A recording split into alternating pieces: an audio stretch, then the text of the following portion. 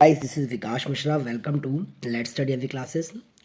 तो बच्चों आज हम आपके सामने डिस्कस करने वाले हैं सेक्शन सी। ये है हमारी 9th क्लास की सीरीज़ जिसमें मैं आपके साथ प्रैक्टिस पेपर डिस्कस कर रहा हूँ मैथ का, एनुअल एग्ज़ाम का, और इसी को हम कंटिन्यू करेंगे। मैंने पहले भी 4 पार्ट बनाए हैं, आप उसमें जाके अपने पुराने क्वेश्चंस देख सकते हैं। आज मैं आपको पार्ट जो आपका ये पार्ट सी है इसको पूरा कंप्लीट कराऊँगा। तो आप इस वीडियो को पूरा देखिएगा, समझिएगा, नोट डाउन करिएगा अगर आपने नहीं किया है तो, और अगर आपने कर रखा है तो आप क्रॉस चेक करिएगा। तो चलिए 28 क्वेश्चन देखते हैं क्या कहता है। क्वेश्चन नंबर 28 कहता है कि हमारे पास एक फिगर है पी क्यू आर। ये बिल्कुल आपकी एनसीईआरटी का क्वेश्चन है, ध्यान रखिएगा, चैप्टर 6, ठीक है। पी क्यू आर आपके पास एक ट्रायंगल है, एंगल पी क्यू एस और पी आर टी आपको प्रूव करना है कि ये बराबर है। इसका मतलब आपको क्वेश्चन में ये दे रखा है कि ये वाला एंगल जो है इस वाले एंगल के इक्वल है, आपको ये वाला एंगल इसके बराबर प्रूव करना है। तो इसे हम कैसे करेंगे आइए देखिए। तो इसे करने के लिए हमें क्या करना पड़ेगा, हमें सबसे पहले ऐसे लिखना पड़ेगा क्वेश्चन में कि हमें क्वेश्चन में गिवन क्या है। हमें क्वेश्चन में गिवन क्या था, हमें क्वेश्चन में गिवन था कि हमें ये वाला एंगल इसके बराबर दिया हुआ है, तो हमने इस चीज़ को नोट कर लिया। हमें क्या प्रूव करना है, हमें प्रूव करना है कि ये वाला एंगल इस वाले एंगल ये क्या है, इक्वल है, इसे प्रूव करना है। तो इसे करने का आसान तरीका बिल्कुल सिंपल सा है कि आपको क्या करना है, आपको बोलना है इस सवाल में कि जो रे है ना, जो ये आप क्या कहेंगे इस सवाल में कि जो रे, ये वाली जो रे है जिसका नाम है पी क्यू। पहले देखिए क्या करेंगे, हम कहेंगे ये वाली रे जो है इस पर स्टैंड है, तो ये दोनों मिलाकर लीनियर पेयर बनाएगी। फिर एक बार कहेंगे ये वाली रे जो है इस पर स्टैंड है, तो ये दोनों मिलकर 180 बनाएगी। चूंकि दोनों 180 है तो कहीं ना कहीं आप बोल देंगे कि इसका मतलब ये पूरी की पूरी इसके इक्वल हो गई। तो इसी बात को मैंने यहाँ पे लिखा है, आप देख सकते हैं कि रे ओ पी जो है स्टैंड लाइन एस आर, तो इसका मतलब उन दोनों का सम कितना होगा, 180 हो जाएगा, इक्वेशन नंबर 1।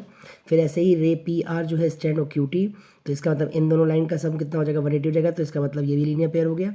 अब देखिए ये वाली बात भी आपसे 180 कह रही है और ये वाली बात भी आपसे 180 कह रही है, तो इन दोनों को जब कंपेयर करेंगे तो इसका मतलब हम कह सकते हैं दोनों ही आपस में क्या है, इक्वल है। चूंकि आपको क्वेश्चन में एक चीज़ दे रखी है कि एंगल पी क्यू आर किसके बराबर है, एंगल पी आर क्यू के, तो अगर मैं इस वाले इक्वेशन में से क्वेश्चन नंबर 3 में से 4th को क्या कर दूँ, माइनस कर दूंगा, देखिएगा 3rd में से, तो पी क्यू आर से पी क्यू आर कट गया, पी आर क्यू से पी आर क्यू कट गया, जो हमें चाहिए था वो हमारा आंसर यहाँ पे क्या हो गया, प्रूव हो गया। देख लीजिएगा कि आपने इसी तरह से किया हुआ है। अब हम बात करते हैं इसी का चॉइस वाला क्वेश्चन। चॉइस वाला क्वेश्चन क्या है देखिएगा, इसी का ये वाला क्वेश्चन है चॉइस का, 28 का ही। कहता है आपके पास क्वेश्चन में कि ये जो लाइन है, देखिए क्या कहता है क्वेश्चन, कहता है कि ये वाली लाइन इसके पैरेलल है और ये वाली लाइन इसके पैरेलल है, ठीक है, और इवन ये वाली लाइन भी क्या है, इसके पैरेलल है, ठीक है।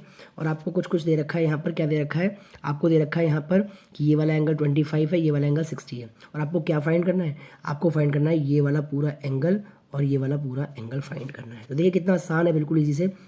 पहले मैं आपको इसमें समझा दूं, अगर मैं यहाँ पे एंगल 1 मान लूँ तो क्या ये सीधी लीनियर पेयर हो गई, इसका मतलब इसका सम और इसका सम 180 होगा, तो कहीं ना कहीं मेरे पास यहाँ पर ये वाला एंगल 120 आ जाएगा। कौन सा वाला, ये वाला एंगल 120 आ जाएगा। अगर ये वाला एंगल 120 आ गया तो ये फिर पूरा कितना हो जाएगा, 145 हो जाएगा, क्योंकि 120 और प्लस 25 125।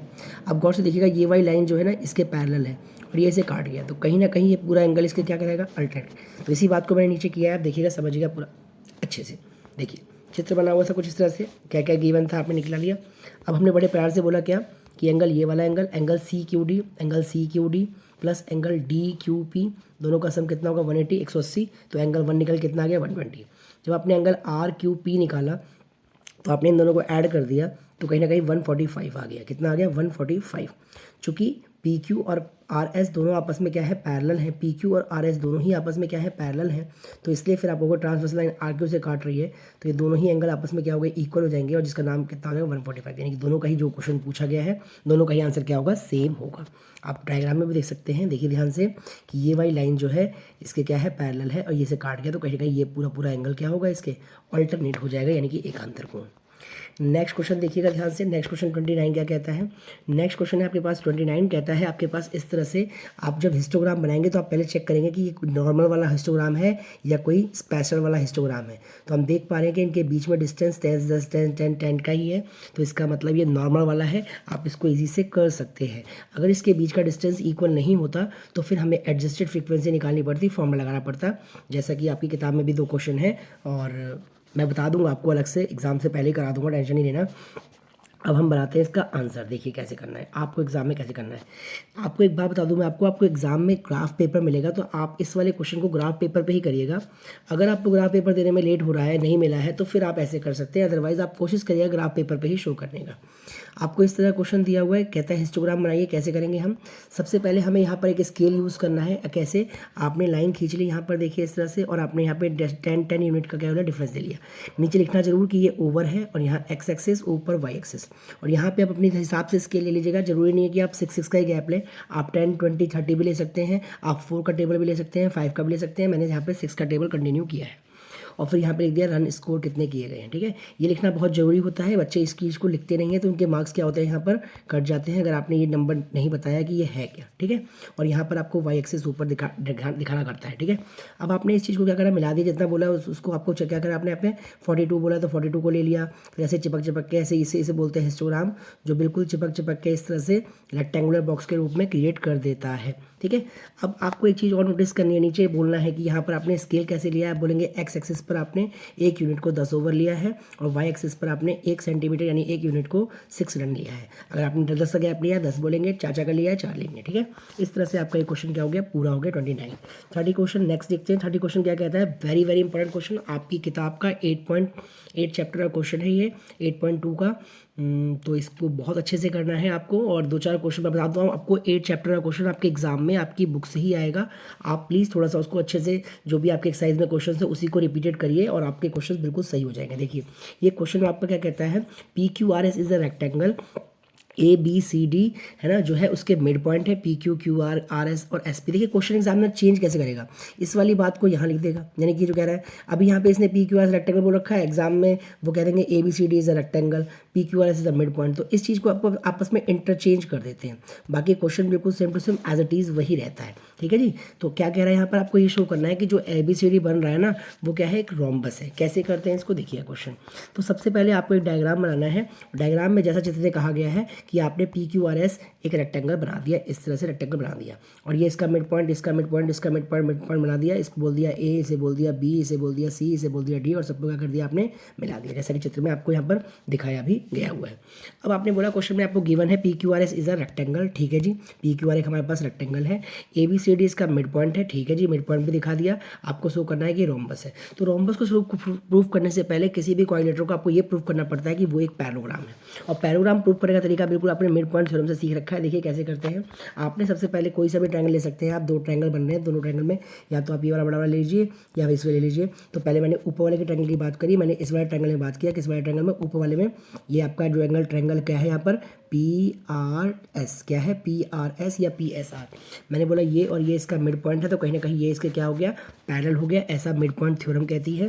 तो इस बात को मैंने यहाँ पे लिख दिया। इसका मतलब जो DC है वो हाफ है किसका, PR का, मिड पॉइंट थ्योरम से ऐसी बात कही गई है। फिर इसी प्रकार से हमने नीचे वाले ट्रायंगल में बात कर ली। नीचे वाला ट्रायंगल भी हमारे पास बिल्कुल same to same as it is है। इसके अंदर भी बोल दिया ये इसका मिड पॉइंट है, तो इसका मतलब ये इसके पैरेलल हो गया और ये इसका हाफ हो गया, इस बात को भी हमने लिख दिया। अब इक्वेशन फर्स्ट और सेकंड से भी निष्कर्ष निकाल सकते हैं कि जब ये भी इसके पैरेलल है और ये भी इसके पैरेलल, तो कहीं ना कहीं AB और CD आपस में क्या हो गए, पैरेलल हो गए। देखिए ये भी इसके पैरेलल है यहाँ पर और ये भी इसके पैरेलल है, तो कहीं ना कहीं AB और CD आपस में क्या हो गए, पैरेलल हो गए। तो इसी बात को हमने यहाँ पे लिख दिया कि इक्वेशन फर्स्ट और सेकंड से हम कह सकते हैं कि दोनों पैरेलल है और दोनों आपस में क्या हो गए, बराबर हो गए। और जब कोई भी एक लाइन आपस में मतलब 2 लाइन का ऐसे पेयर जो होता है आपस में बराबर होता है, तो इसका मतलब वो एक क्या होता है, पैरेललोग्राम कहलाता है। तो आप यहाँ पे कह सकते हैं कि ABCD इज द पैरेललोग्राम। अब आपको ये प्रूव करना है कि ये क्या है, एक रोम्बस है। तो रोम्बस के लिए कहीं ना कहीं आपको ये प्रूव करना पड़ेगा कि इसकी जो एग्जेक्ट साइड है, यानी कि आसन जो भुजा है, ये आपस में क्या है, बराबर। या तो ये वाली भुजा बराबर है इसके, या फिर ये वाली भुजा बराबर है इसके। तो हम क्या करेंगे, हम ये 2 ट्रायंगल उठाएंगे। देखिए ध्यान से, एक ट्रायंगल ये वाला और एक ट्रायंगल ये वाला, इन दोनों कॉन्ग्रुएंट प्रूव करके हम बोल देंगे कि ये वाली बात इसकी क्या है, बराबर है। और 3 बातें बोलेंगे कैसे, ध्यान दीजिएगा। 3 बातें में एक बात यहाँ दिख रही है कि ये इसके बराबर हो गया क्योंकि ये इसका मिड पॉइंट है। तो मैं बोल दूंगा ये भी 90 और ये भी 90 क्योंकि रेक्टेंगल है। और चूंकि जब ये अपोजिट बराबर है तो इसका हाफ भी बराबर होगा, इसका मतलब ये भी इसके क्या हो गया, इक्वल हो गया। अब इसी बात को मैं यहाँ पे लिख रहा हूँ, देखिएगा ध्यान से। मैंने क्या बोला, मैंने 2 ट्रायंगल उठा लिया आपस में और मैंने बोल दिया कि ये बराबर हो गया इसके। देखिए जो लिखा हुआ वही बताया मैंने यहाँ पर, तीनों बातें बता दी। अब इसके बाद मैंने इसको ऐसे क्या कर दिया, प्रूफ कर दिया। उसके बाद मैं बोल सकता हूँ कि इसका मतलब AD जो है ये बराबर है किसके, AB के। और जब इतनी बातें मैंने यहाँ पे प्रूफ कर दी बाई CPCT से, तो वहाँ पर मैंने कहा था ये पैरेललोग्राम है और यहाँ बोल दिया मैंने कि आपस में बराबर हैं, तो कहीं ना कहीं इस बात का यहाँ पर जिक्र हो गया कि इस वाली इक्वेशन से इस वाली इक्वेशन हम जिक्र कर सकते हैं कि चारों साइड आपस में क्या बराबर है। इसका मतलब ये क्या हो गया, एक रोम्बस हो गया। उम्मीद करता हूँ कि आपको समझ में आ रहा होगा। क्वेश्चन नंबर 31 देखते हैं क्या कहता है। लास्ट क्वेश्चन है, इसके बाद हम जो है नेक्स्ट पार्ट बनाएंगे जिसमें मैं आपके साथ रिमेनिंग क्वेश्चन डिस्कस करूँगा। पार्ट जो आपका पार्ट डी है जिसमें आपके 5 मार्क्स के क्वेश्चन है जो वेरी वेरी इंपॉर्टेंट, जिसमें केस स्टडी भी है, वो सारा हम आपके साथ डिस्कस करेंगे नेक्स्ट वीडियो में। तो देखिए इसमें क्या कहता है हमारे पास, अगला क्वेश्चन कहता है हमारे पास कि ये आपके पास कुछ इस तरह से इन्फॉर्मेशन दे रखी है जनवरी के महीने की, और जनवरी के महीने में टेम्परेचर का आपको बता रखा है कि दिल्ली का टेम्परेचर किस किस तरह का था। देखिए 3 बजे था 8 डिग्री सेल्सियस, 6 बजे था 7 डिग्री, 9 बजे था सुबह 8 डिग्री, फिर 10 बजे था 10 डिग्री, 12 बजे था आपके पास 14 डिग्री सेल्सियस और 3 बजे था 18 डिग्री सेल्सियस। अब पहला क्वेश्चन कहता है कि ये 12 घंटे के अंतराल में टेम्परेचर क्या क्या इंटरवल क्या रहा था। 12 घंटे कैसे हुए। अब देखिए बहुत बच्चे यहाँ पे गलती क्या करेंगे, बच्चे क्या करेंगे, इस 12 को उठा लेंगे, इसे उठा लेंगे और माइनस कर देंगे, जबकि ऐसा नहीं है। 12 घंटे आप यहाँ से जोड़ सकते हैं कि 3 से 6 गए तो यहाँ पे 3 घंटे हो गए, फिर 6 से 9 गए तो फिर यहाँ पे भी आपके पास 3 घंटे हो गए, फिर 9 से 10 में 1 घंटा हो गया, 10 से 12 में 2 घंटे हो गए, 12 से 3 में 3 घंटे हो गए, यानी कि 3 3 6 3 9 और 3 12 घंटे। तो इस 12 घंटे मतलब यहाँ से लेकर यहाँ तक में आपके पास कितने घंटे हो गए, पूरे 12 घंटे हो गए। तो इसके बीच का इंटरवल बताना है आपको। तो 18 माइनस 8 तो कितना आ गया, 10 डिग्री सेल्सियस। ये आपका इंटरवल हो गया फर्स्ट क्वेश्चन का आंसर। ठीक है जी। नेक्स्ट क्वेश्चन कहता है कि सबसे ठंडा टेम्परेचर कौन सा है, कोल्डेस्ट कौन सा है। देखिए सबसे कम जो होगा वो कोल्डेस्ट होगा, सबसे ज़्यादा जो होगा वो गर्म होगा, हाईएस्ट होगा। ठीक है, तो मतलब ज़्यादा गर्म होगा। तो सबसे कम कौन सा दिख रहा है आपको, 7 डिग्री सेल्सियस। तो इसका आंसर क्या हो जाएगा, at what time that was the cold. तो टाइम बताना है आपको, तो आप बोल देंगे 6 AM। क्या बोलेंगे, 6 AM। ठीक है, टेम्परेचर पूछता तो आप बोलते 7 डिग्री सेल्सियस, पर उसने टाइम पूछा है, इस बात का बिल्कुल ध्यान दें। फिर कहता है 3 बजे से 6 बजे तक टेम्परेचर में परिवर्तन क्या हुआ।